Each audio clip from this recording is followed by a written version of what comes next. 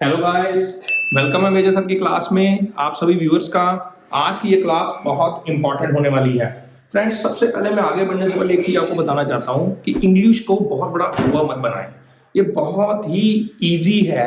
अगर आप इसके बेसिक जो है उसको सीख गए तो बड़े आराम से आप बोल पाते हैं।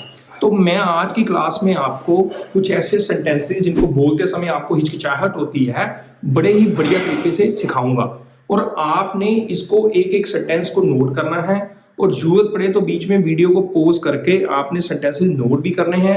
और कुछ सेंटेंसेस मैं बीच में ब्लैंक छोड़ूंगा आपके लिए, उनको आपने अभ्यास करना है। मैं प्रॉमिस करता हूं, अगर एक बार आपने इसको समझ लिया तो आप बहुत सारे सेंटेंसेस लाइव में बोल पाएंगे और बना पाएंगे। तो चलिए आगे बढ़ते हैं क्लास को लेकर।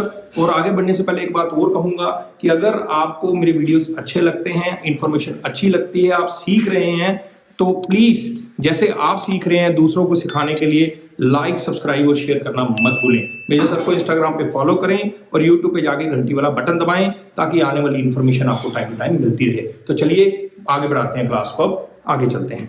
तो सबसे पहले फ्रेंड्स, मैं आपको देखो, अक्सर आपने ऐसे सेंटेंसेस सुने होंगे या बोले होंगे, बगीचे में फूल ही फूल है। इसको मैं जाने से पहले मैं सिंपल बोलता हूँ, ये सेंटेंस आपने सुना ही है, ठीक है ना। ऐसे वर्ड्स आपने सुने होते हैं, यहाँ फूल है, वहां फूल है, ठीक है। हम बोलेंगे देयर आर फ्लावर्स, ठीक है, वहां फूल है, देयर आर फ्लावर्स, ठीक है, फूल है, ठीक है ना, आर फ्लावर्स, या फूल है, एक फूल की बात होती है, इज फ्लावर, ठीक है। तो मेरे कहने का मतलब ये कि ये चीजें तो बिल्कुल सिंपल। अब आपको मैं ये कहूं फूल ही फूल है तो आप कहेंगे सर ये क्या समझा रहे हैं, ठीक है ना। बट नहीं, आप अक्सर ऐसे सेंटेंसेस बोलते हैं कि फूल ही फूल है ना, या वहां पर फूल ही फूल है, या बगीचे में फूल ही फूल है, ठीक है। या आपने फ्रिज खोला, देखा पूरी आइसक्रीम से भरी पड़ी थी, तो आपने कहा फ्रिज में आइसक्रीम ही आइसक्रीम है।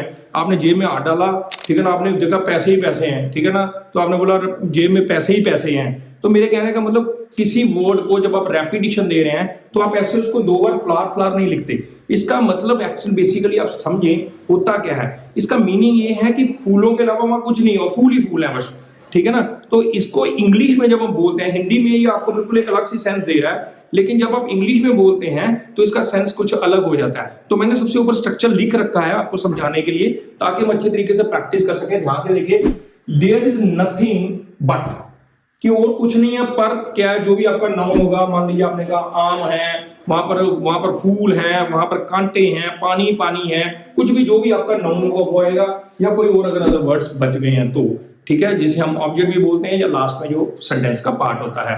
बहुत सिंपल है। और एक बात और, आगे बढ़ने से पहले ये जरूरी है, देखो मैंने बोला देयर इज नथिंग के साथ सेंटेंस लिखा है।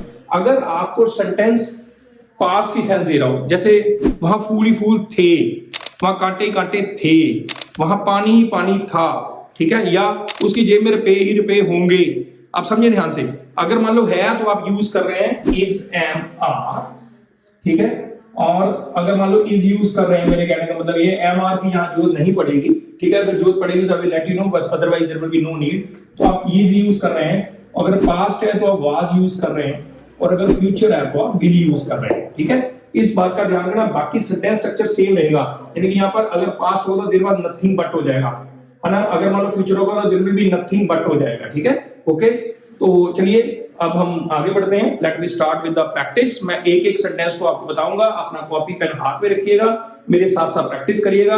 बाद में कुछ सेंटेंसेस मैं आपको अभ्यास के लिए भी दूंगा, उसको कमेंट बॉक्स में आप लिखिएगा। I will definitely comment on that back as well. आपको बताऊंगा कि आपने कितना ठीक किया है, और आपकी प्रैक्टिस भी होगी। तो चलिए एक एक सेंटेंस करके स्टार्ट करते हैं। बगीचे में फूल ही फूल हैं। तो देखिए, पहले आपको मैंने जो फ्रेज बताया, जो स्ट्रक्चर आपको मैंने बताया, उसको ऑप्ट कर लीजिए। There is nothing but